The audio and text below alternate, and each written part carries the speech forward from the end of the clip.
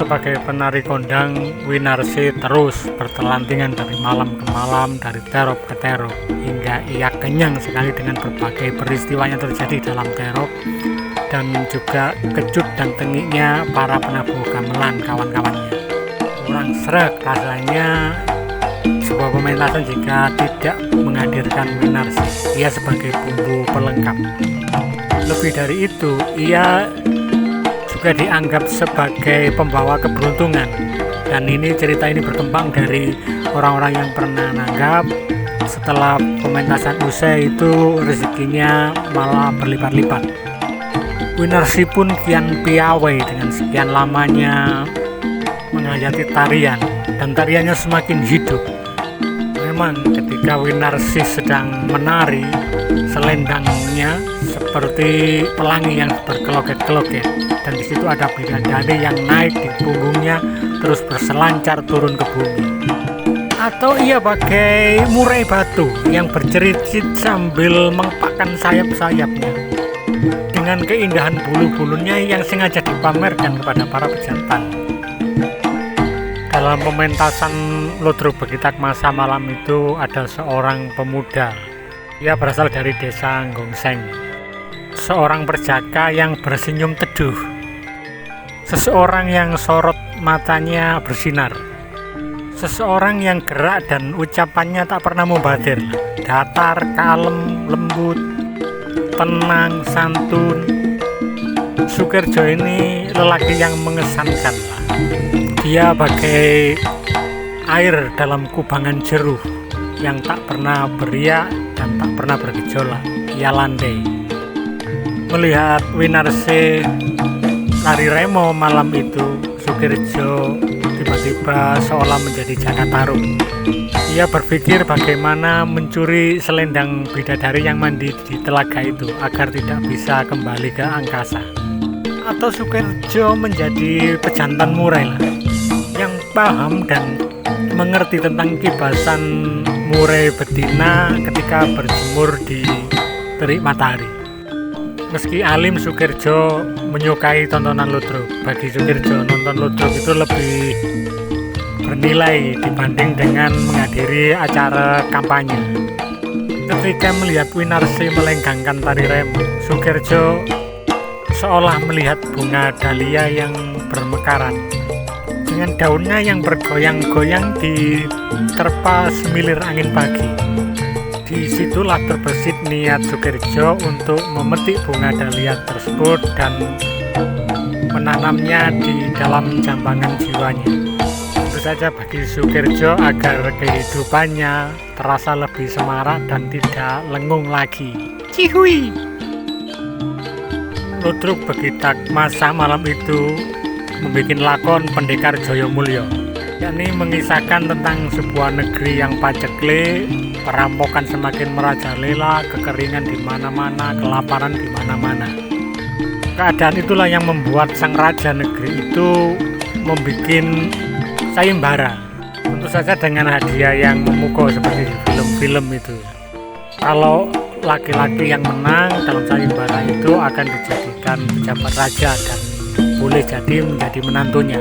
Tapi kalau wanita bisa meminta apa saja yang dimintanya. Dalam sayembara itu ada seorang pendekar dari desa Jalinan Dokuklopo yang bernama Pendekar Jayamulya. Dan Pendekar Jayamulya ini dimainkan oleh Pangai Diwibowo. Pendekar yang lain sudah tersisih, dia tidak sanggup memenuhi syarat. Ini giliran Pendekar Jayamulya yang maju. Tentu saja Pak Ngaiti harus berpakaian dan berperilaku sebagai seorang pendekar yang tampan dan dijaya. Syarat dari seorang raja dalam lakon Ludruk malam itu, bagi siapa yang bisa memanah seluruh pohon ringin ini dengan sekali panah dan tembus semua, itulah yang akan menjadi menantu saya. Pendekar Jayamulya pun membentangkan anak panah, kemudian mengambil busur dan membidik lembaran jutaan pohon beringin itu dan tembus semua. Tiba-tiba dari luar tero bergembrut massa, ratusan lebih Mereka berteriak-teriak dan sebagian juga membawa senjata tajam. Sementara Winarsi juga sedang di atas panggung karena dia berperan sebagai gadis cantik, anak dari sang raja. Dia berperan sebagai Niken. Masa yang datang berduyun-duyun itu sambil berteriak, bubar, bubar, bubar, bubar. Ludruk apaan ini? Ayo bubar, bubar, bubar, bubar. Keramaian pun terjadi. Perang adu mulut saling gontok-gontokan. Tentu saja Terop dan seluruh awak Ludruk tidak akan berani melawan dengan massa sebesar itu. Para pemain Ludruk bingung, ada apa ini, sebabnya apa ini? Mereka baru paham ketika salah seorang dari mereka berkomentar dengan keras. Kalian ini pemain Ludruk, seniman yang dibayar untuk kampanye. Lakon yang kalian bawakan ini menyuruh orang untuk nyoblos partai yang bergambar pohon beringin. Tahu nggak? Paham nggak?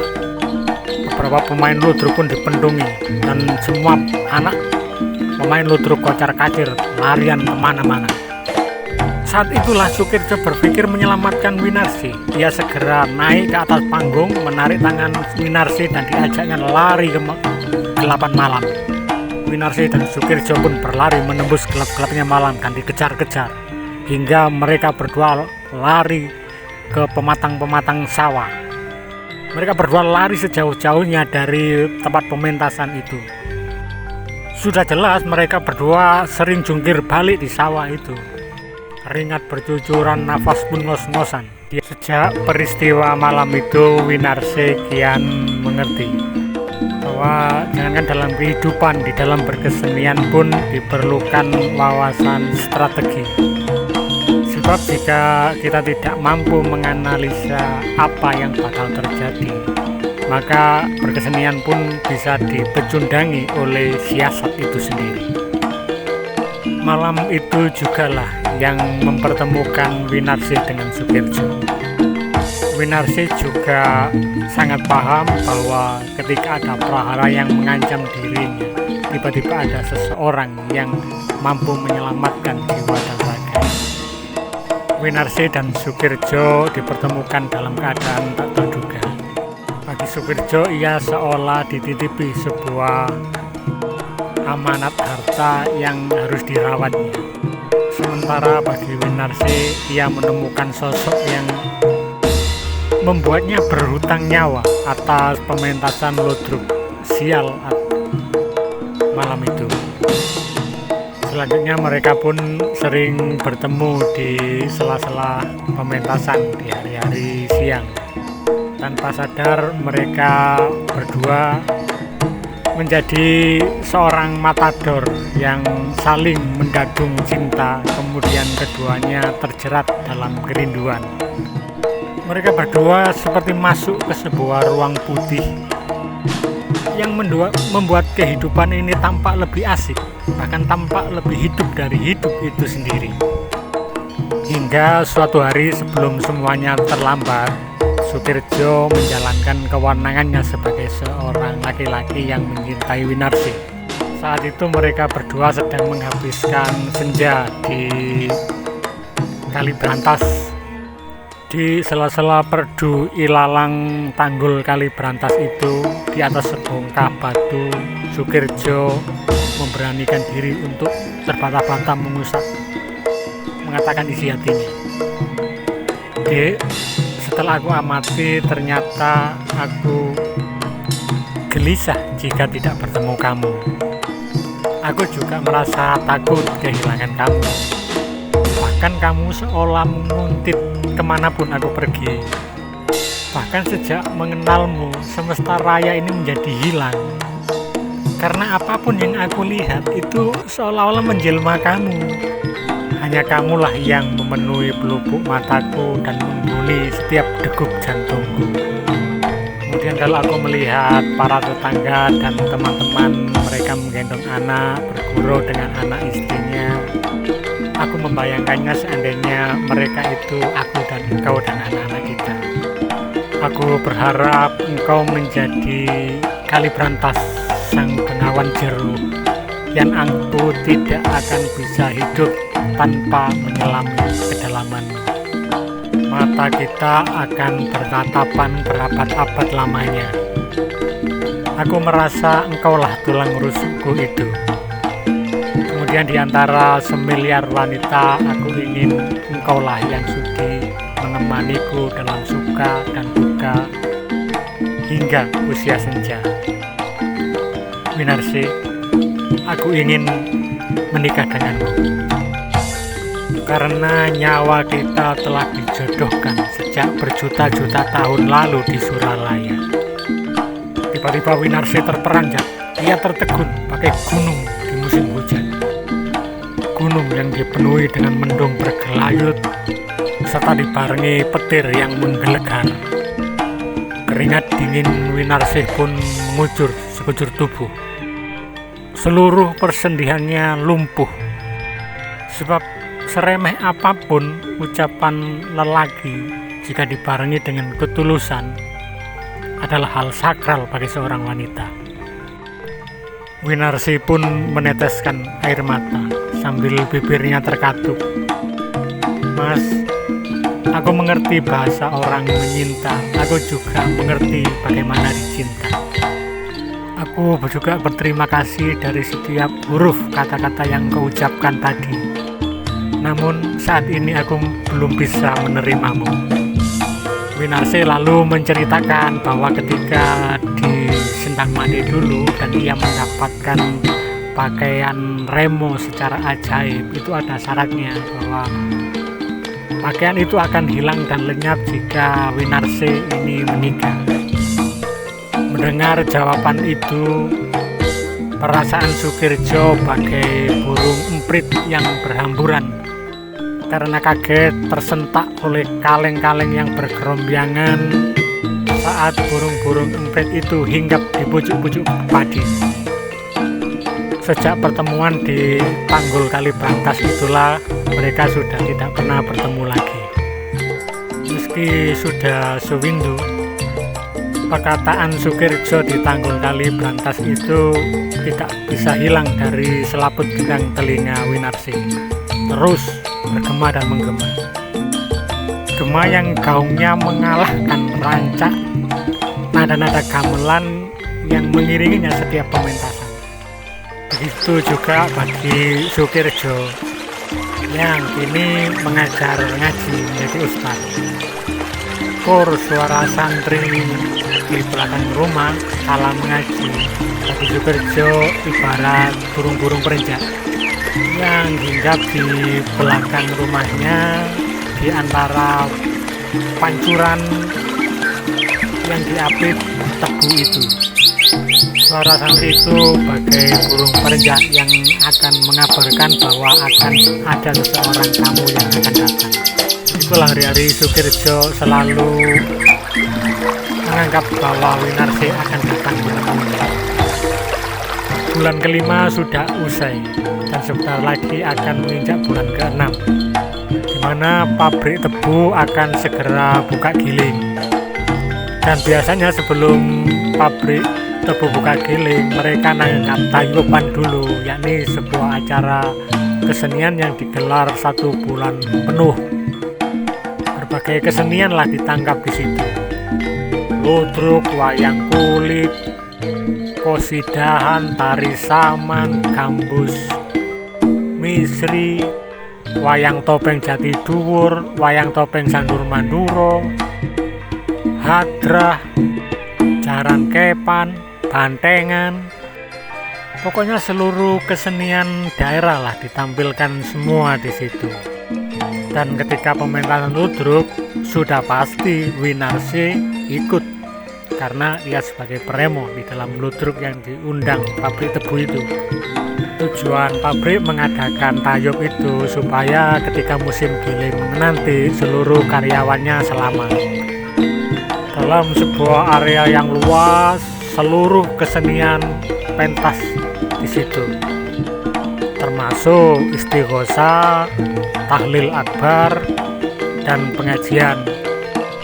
Malam itu pun Winarsi pentas, namun karena ini tidak kesenian tunggal, Winarsi berjalan-jalan dulu melihat-lihat kesenian lainnya. Tiba-tiba Winarsi tertarik ke pementasan grup qasidah. Winarsi merangsek dan berjubel bersama ibu-ibu yang meminati acara qasidah itu. Dan qasidah itu dibawakan oleh anak-anak kecil perempuan yang lucu-lucu. Pementasan qasidah itu pun diawali oleh seorang anak kecil yang tampil sebagai MC. Di antara beberapa kalimat pengantar MC kecil qasidah itu, ia membaca pantun. Asam gendis, asam gelugur, ketika asam riang-riang, jasad menangis di dalam kubur, teringat badan tidak sembahyang. Begitulah suara MC kecil itu yang terpantul di sound system pentas qasidah. Sejenak para penonton qasidah itu terkesiap. Mereka semua terdiam.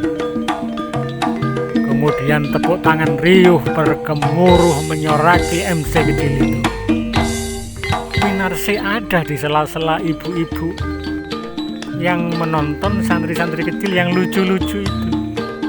Suara santri kecil itu bagai martil yang menghantam dan menyodok dada Winarsi.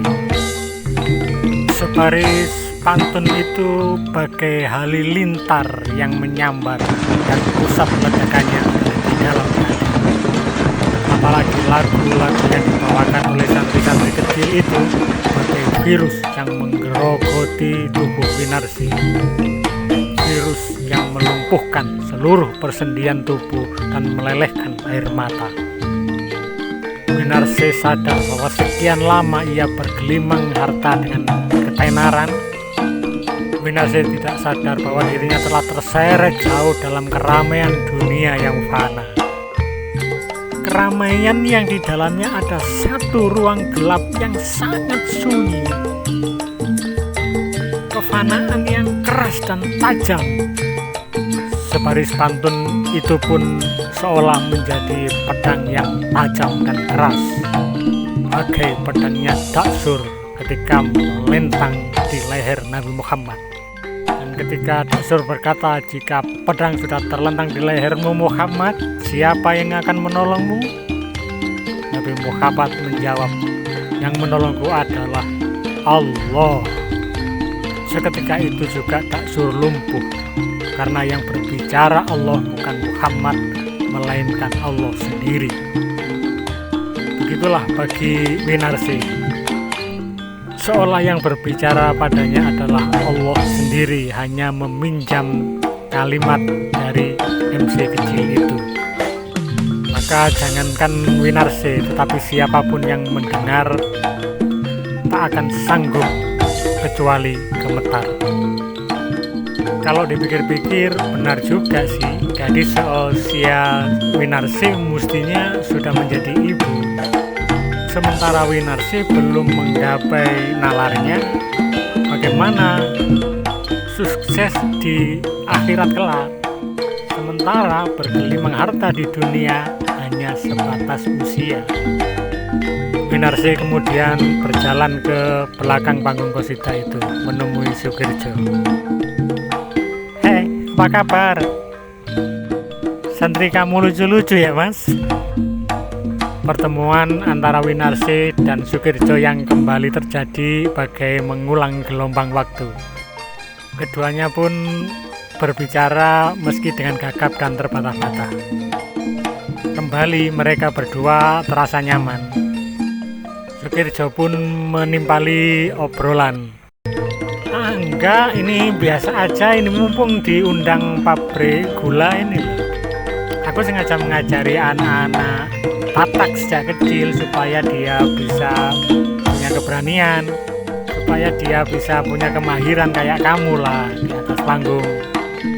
Winarsi merasa tersanjung, namun ia menyembunyikan rasa malunya dengan melempar pandangan ke sekitar. Kenapa matamu berkaca-kaca? Tangkap tanya Sutirjo.